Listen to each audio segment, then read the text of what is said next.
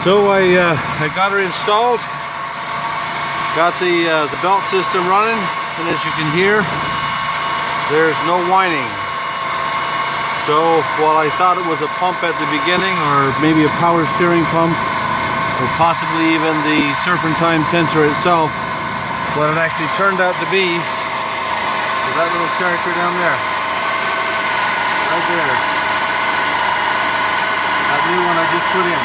So it's working fine, no problems whatsoever, no whining, and purring like a kitten. So everything's back to normal. So I hope that helps you out. Again, all you're going to need is a 15mm ratchet, a pulley system, just a small pulley to put down there, and away you go. Good luck. Hope it works.